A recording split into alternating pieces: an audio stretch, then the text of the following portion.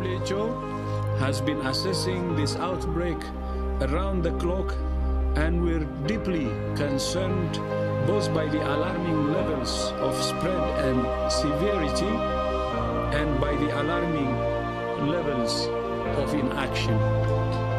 We have therefore made the assessment that COVID-19 can be characterized as a pandemic.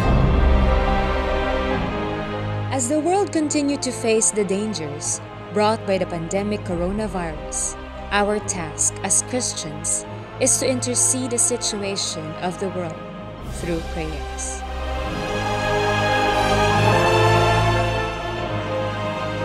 Yesterday, Bishop Aldrin Palanca reminded us that whatever challenges may come along our way, our faith should remain standing strong. Nabago ng krisis na ito ang ating pang-araw-araw na buhay at nabago din marahil ng mga pangyayaring ito ang ating mga pananaw sa buhay. Ngunit bilang mga taong kumikilala sa Diyos, isang bagay ang hindi dapat mabago sa atin. Ito po ang ating pagtitiwala sa Diyos. Welcome to the new episode of One World, One Prayer, One Healing, brought to you by the Pentecostal Missionary Church of Christ Fourth Watch. With our speaker, Apostle Arsenio Tanferio. Muli kaming bumabati sa inyo sa pangalan ng ating Panginoong Jesucristo. At aming pinararating sa inyo ang aming pakikimusta at kami ay nagtitiwala na sa biyaya ng Diyos ang bawat isa ay gaya ng ating pinapaniwalaan na sama-sama ay meron ding mabuti. At sa masamang kalagayan natin ngayon sa pandemic na coronavirus, tayo ay maaring may takot. Ngunit walang maitutulong sa atin ang takot. At ang takot ay hindi sa Diyos. Ang sabi ng banal na kasulatan, hindi tayo binigyan ng espiritu ng katatakutan. Sa 2 Timoteo, 1:7, sapagkat hindi tayo binigyan ng Diyos ng espiritu ng katakutan, kundi ng kapangyarihan at pag-ibig at ng kahusayan. Kaya't ang ating kalagayan, karaniwan ay nag-uumpisa rin yan sa ating kalooban. Kung tayo ngayon ay merong takot, magpapanik tayo at yung ating kinatatakutan ay hindi totoo, tayo ay maguguluhan sa kawalan ng kaalaman ng katotohanan, samantalang sinasabi ng salita ng Diyos na ating makikilala ang katotohanan at ang katotohanan ay magpapalaya sa atin. Juan 8:33. Sa kanya'y kanilang isinagot, kami binhi ni Abraham at kailanmay hindi pa naging alipin ni numang tao. Paanong sinasabi mo kayo'y magiging laya? Ang ating mensaheng kukunin sa talatang ito ay ang takot ay nanggagaling sa kalagayang wala tayong magagawa. At lalo pa kung walang tatakasan tayo, lalo nakakatakot yun. Ngunit ang Diyos, alam natin na walang maaaring masama na hindi niya mabago. Halimbawa, sa sinasabi ng salita ng Diyos, lahat ay magagawa ng Diyos sa sumasampalataya. Kaya't ang aming dala sa inyo ay ang mabuting balita. Meron tayong pandemic na kinatatakutan ngayon at kung hindi man ay dumarating at dumating na nga, pero bahagya pa lang yan. Maaring malaki ang ating dadanasin kung hindi tayo marunong na kumilala ng katotohanan. Sapagat ang katotohanan, ang sabi, ay ang salita ng Diyos. At sa katotohanan ay meron tayong kalayaan.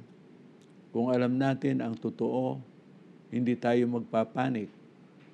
Makakapaghanda tayo ng ating damdamin at kaisipan Ngunit kung tayo ay hindi handa sa physical na kalagayan, merong spiritual na kalagayan na doon tayo ay mapapanatag. Na sabi ng Panginoon sa mga mananampalataya ay hindi niya tayo pababayaan, hindi niya tayo hahayaang maging walang kaayusan. Ang Diyos ay nagmamalasakit. Purihin ang Panginoon. Sa unang Pedro, pangkat 5, at ang talata ay 7, ilagak ninyo sa Kanya ang lahat ng inyong kabalisahan sapagkat kayo'y ipinagmamalasakit niya. Ito ang sinasabi sa atin na huwag tayong matakot sapagkat ang kasulatan ay nagsasabi na ipinagmamalasakit tayo niya. Merong napakagandang pangako sa banal na kasulatan na kung tayo ay magtitiwala, walang kapanganiban na maaaring magnaig sa atin. Ang sabi sa Psalms 23, ang kasulatan ay nagsasabi na anuman ang ating magiging kalagayan o nilalakaran, di ba ang sabi, though I'll walk in the shadow of the valley of death, I will fear no evil because thou art with me. Ang Diyos ang nangako at hindi maaring mawala, hindi maaring hindi maganap. Kaya ang pandemic na panganib ay nasa atin ngayon, meron naman tayong pandemic na maaasahan. Ang halimbawa nito ay ang salita nga ng Diyos na ang sabi ay basahin natin ito sa Romans 1:16 and 17. Sapagkat hindi ko ikinahihiya ang Ebanghelyo, sapagkat siyang kapangyarihan ng Diyos sa ikaliligtas ng bawat sumasampalataya, unay sa Hudyo at gayon din sa Grego. Ang banal na kasulatan ay nagpapahayag ng garantiya na ang Diyos ay naghanda sa atin. Unang Pedro pangkat 5 talatang 8. Kayo'y maging mapagpigil, kayo'y maging mapagpuyat. Ang inyong kalaban na dyablo, na gaya ng liyong umuungal ay gumagala at humahanap ng masisilan niya. Ito isa sa mga pangako ng Diyos na ang pangako ng Diyos sa atin ay hindi maaaring hindi niya magawa. Walang sinabi ang Diyos sa atin na masisira. Kaya kung tayo ay mananangan na may pananampalataya, hindi tayo maaaring matakot sapagkat kung tayo ay may pananampalataya sa kabilang dako, ang Diyos naman ay tutulong sa atin. Ganon din na sa buong sanglibutan ang ating mensahe ay pinapaabot. Gawa ng mensahe ng Diyos ay buong sanglibutan. Parang pandemic. Basahin natin ang mensahe ng Diyos, halimbawa, sa Mateo 24 at talatang 14.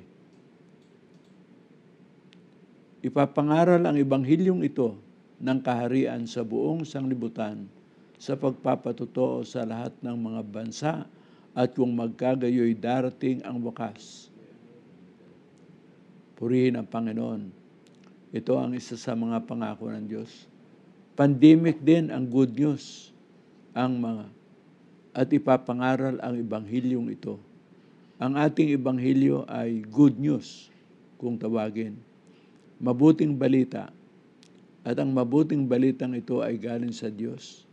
Na kung paanong ang virus na lumilipol ngayon ang marami sa pangsanglibutang kalagayan, ang pangako ng Diyos ay kaligtasan sa sanglibutan. Ipapangaral ang mabuting balita sa buong sanglibutan. At kung magkagayoy, darating ang wakas.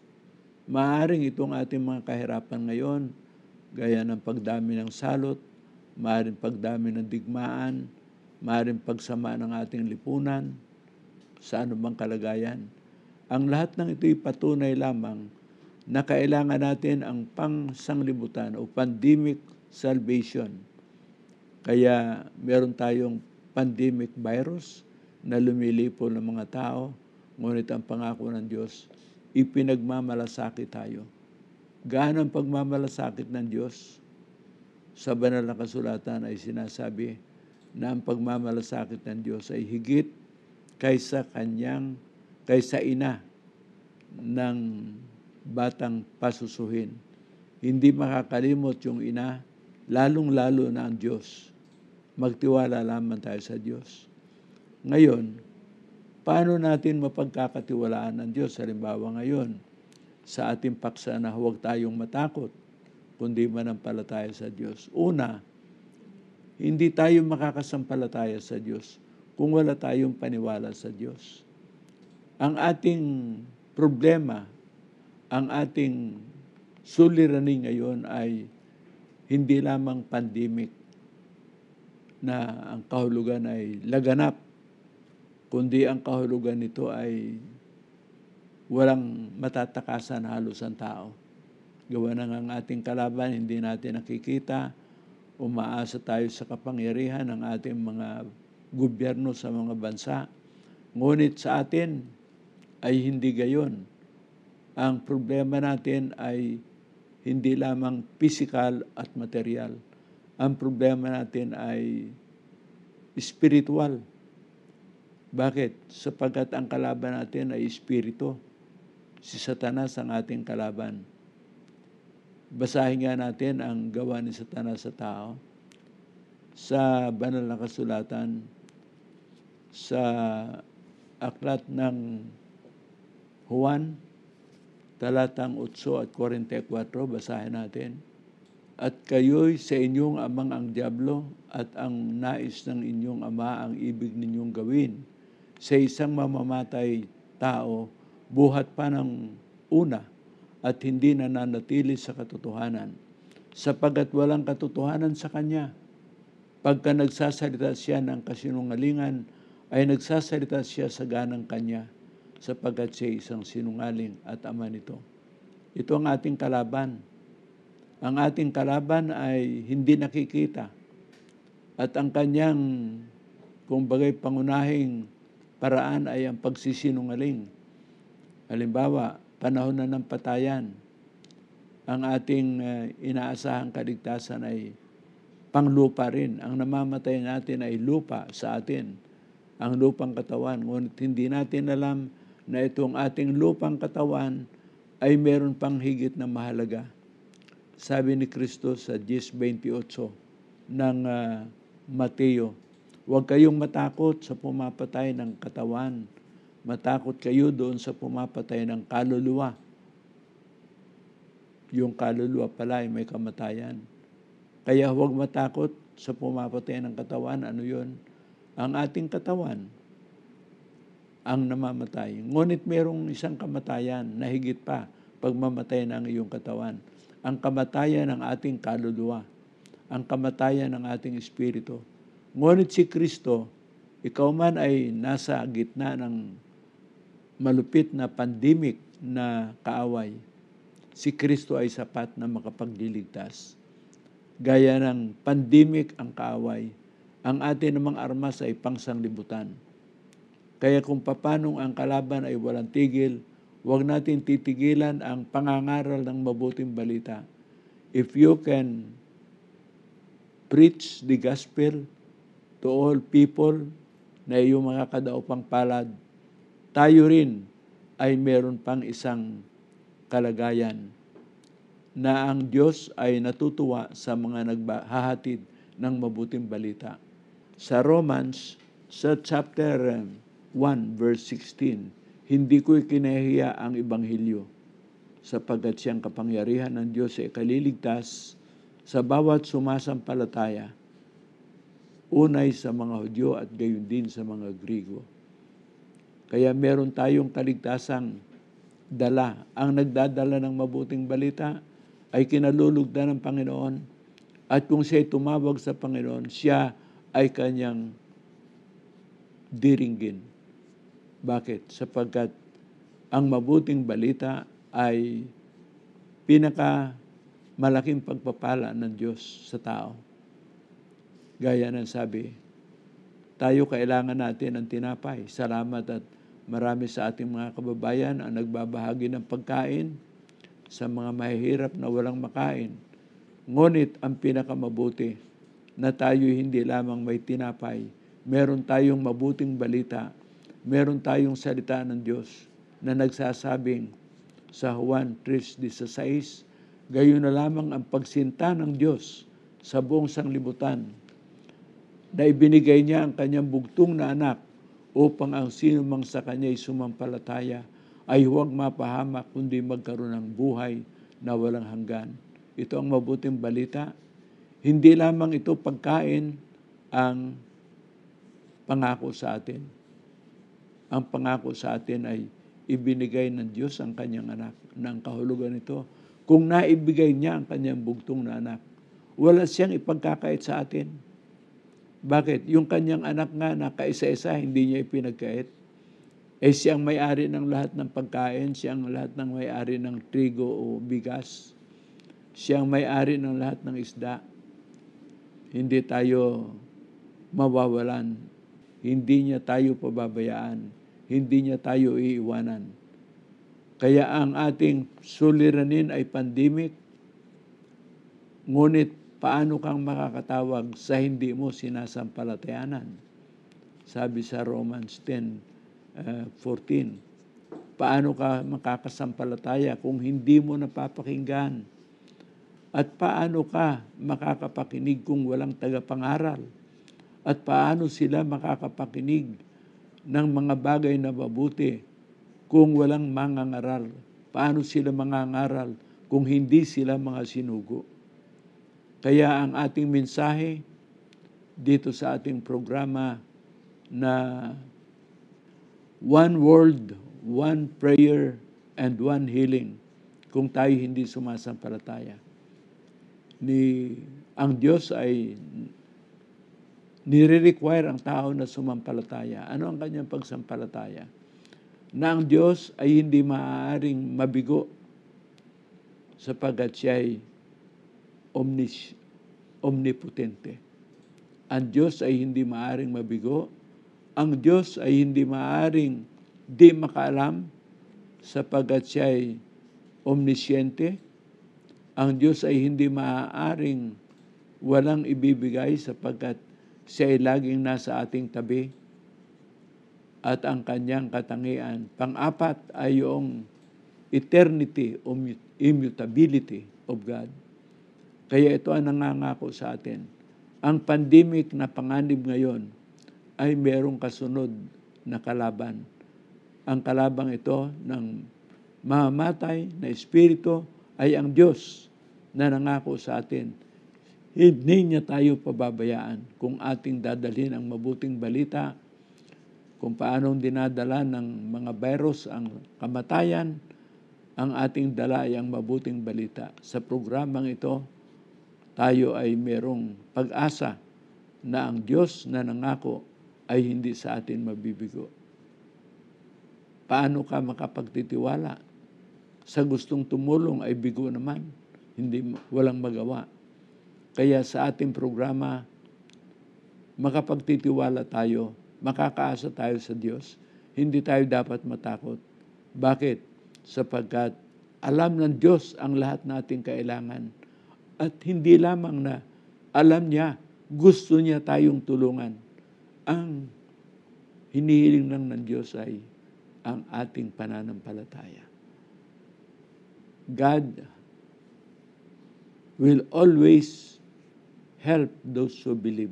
Santiago, pangkat 1, talatang 5. Ngunit kung nagkukulang ng karunungan ang sino man sa inyo, ay humingi sa Diyos na nagbibigay ng sagana sa lahat at hindi nanunumbat, at ito'y ibinibigay sa Kanya. Kaya sa ating pagbubulay ng salita ng Diyos, humingi tayo sa Diyos na walang pag-aalinlangan ang sinabi ng Diyos. Kaya nga, pag sinabing have faith in God, We believe in the omniscient of God, yung kanyang karunungan. We believe in the omnipotent of God, in the omnipresent of God, in His immutability. Yan ang taong makakasampalataya. Pag kinulang ka niyan, hindi ka maaring tumanggap sa Diyos. Basahin natin na hindi tatanggap sa Diyos. Santiago pangkat 1, talatang 5. Ngunit kung nagkukulang ng karunungan ng sino man sa inyo, ay humingi sa Diyos na nagbibigay ng sagana sa lahat at hindi nanunumbat, at ito'y ibibigay sa Kanya. Purihin ang Panginoon. Paano tayo makakahingi sa Diyos kung hindi tayo sumasampalatayang Siya ay makapangyarihan sa lahat? Walang hindi Siya magagawa. Alam Niya ang lahat. Walang hindi Niya alam. At Siya'y sumasa lahat all the time. At Siya'y walang pagbabago, immutability. That is what it means to believe God. Kung hindi natin sinasampalatayanan ng gayon ng Diyos, meron tayong katuwirang magbaka sakali. Sabihin natin, baka hindi kaya ng Diyos. Baka hindi magagawa ng Diyos. Yan ngayon ang hadlang sa ating panalangin. Tatawag tayo sa Diyos nang walang lubos na pananampalataya. Walang kabuluhan yon. Hindi sa atin makikipagbargain ang Diyos na sabihin nating Siya ay mahina. Hindi maaaring mawala ang iyong pag-aalinlangan. Ngunit sa katangian ng Diyos, you will never doubt that you will receive what He has promised. Bakit? Sapagkat Siya ay walang hindi magagawa. Magaan sa Kanyang lahat. Alam Niya ang lahat, wala kang matataguan. Kaya ang Diyos ay tapat kong mangako. Because nothing is too hard. All that we desire, all that we like, ay magagawang ibigay ng Diyos. Kaya sa pagkakataong ito, palakasin natin ang ating faith. Kaya pag lumakas ang faith, lumalakas ang pag-asa, lumalakas ang kapangyarihan. Kaya ang sabi sa atin ng banal na kasulatan, mapalad ang mga nagbabasa, nakikinig, gumaganap ng salita ng hula sapagkat malapit na ang panahon. Kaya mapalad tayo pagka tayo ay sa kabila ng merong coronavirus na pandemic, sa kabila niyan, kung ito ay naging sanhi na tayo ay lumapit sa Diyos, na tayo ay humanap sa magagawa ng Diyos, yung mapanganib na virus ay magiging karaniwan lamang sa atin. Bakit? Sapagkat ang Diyos na nangako, hindi Niya tayo pababayaan, hindi Niya tayo iiwanan. Tayo ay mananalangin, ito ang laman ng ating programa, ang isang panalangin. Amang Diyos, kami po ay dumudulog sa iyo, na iyo pong bigyan ng pagkakaisang namiminuno sa amin.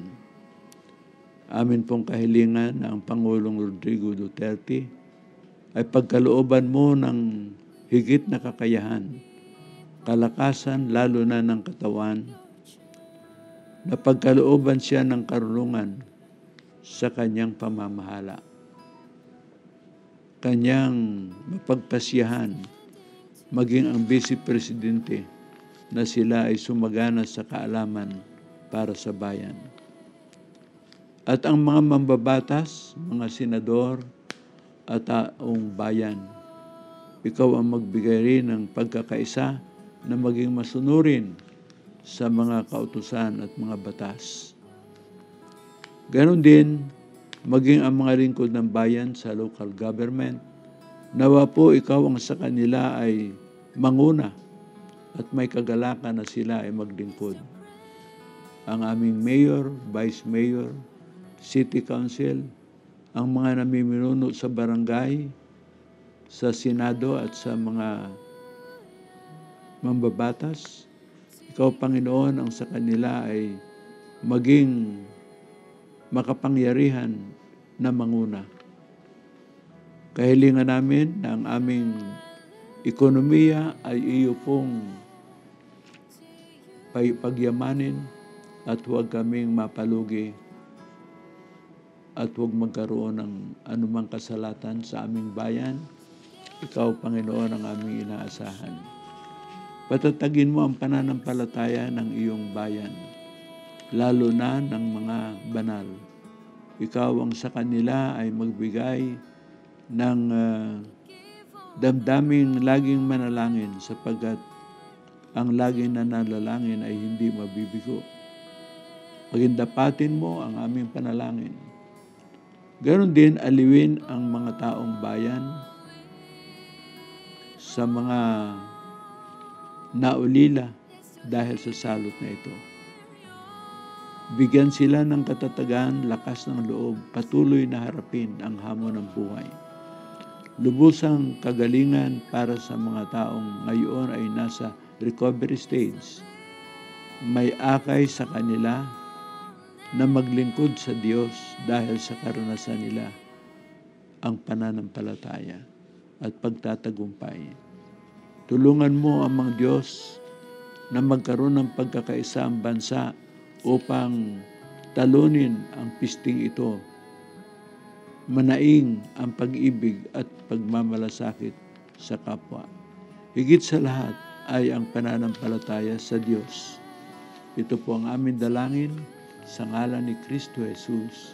Amen.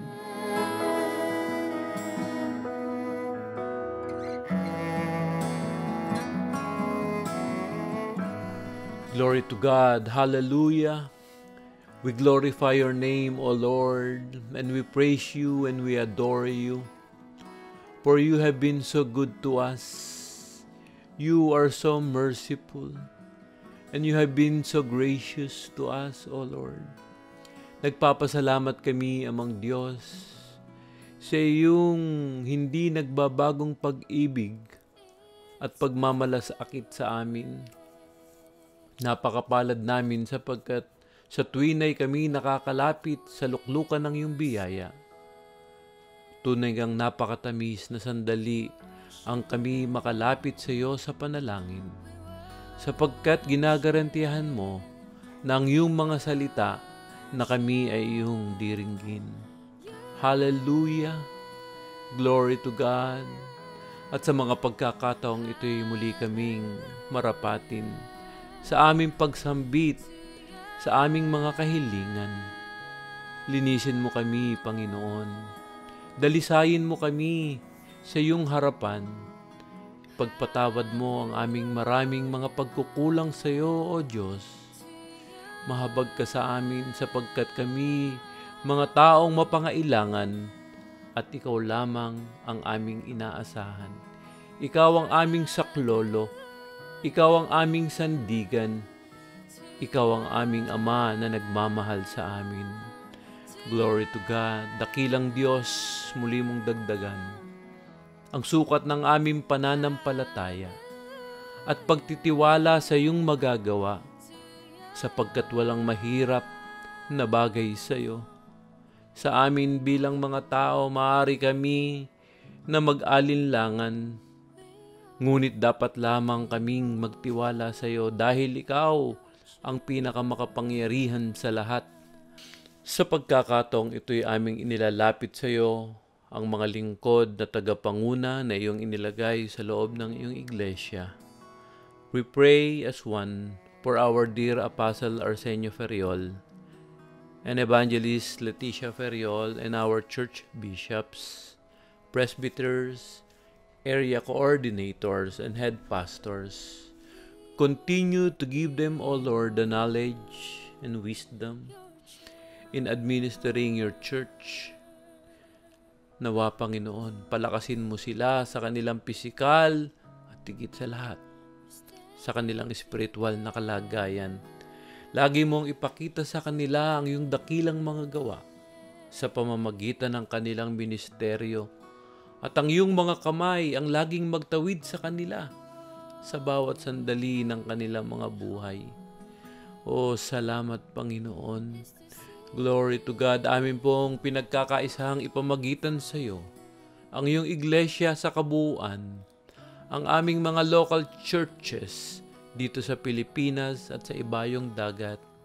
O Diyos, inisinasamo namin na saan man sila naroroon, ang iyong mga anak ay lagi mong pagkaisahin kami sa isang espiritu.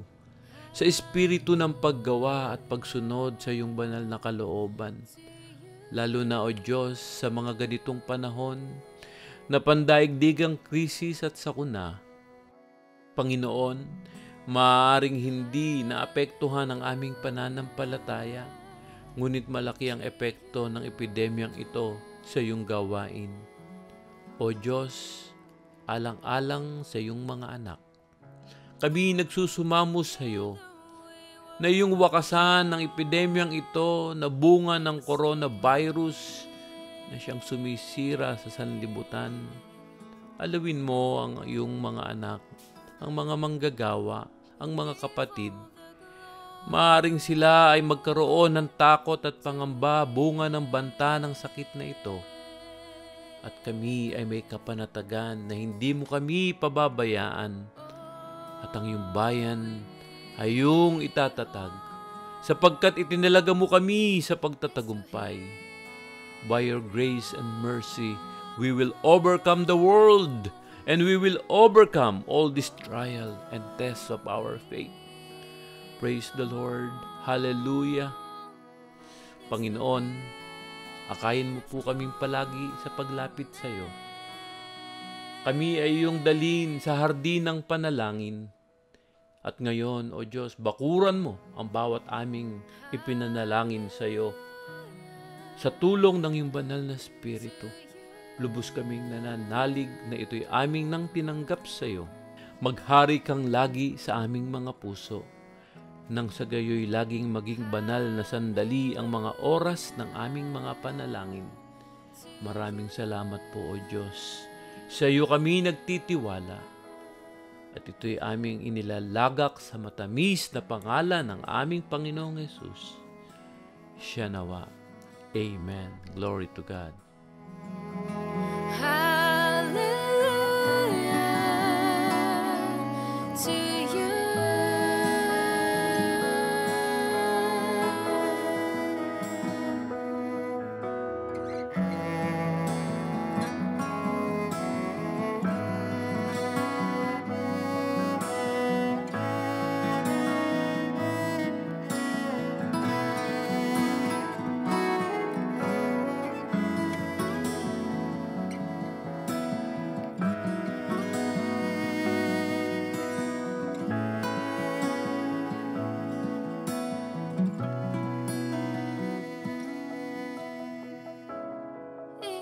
It's by your grace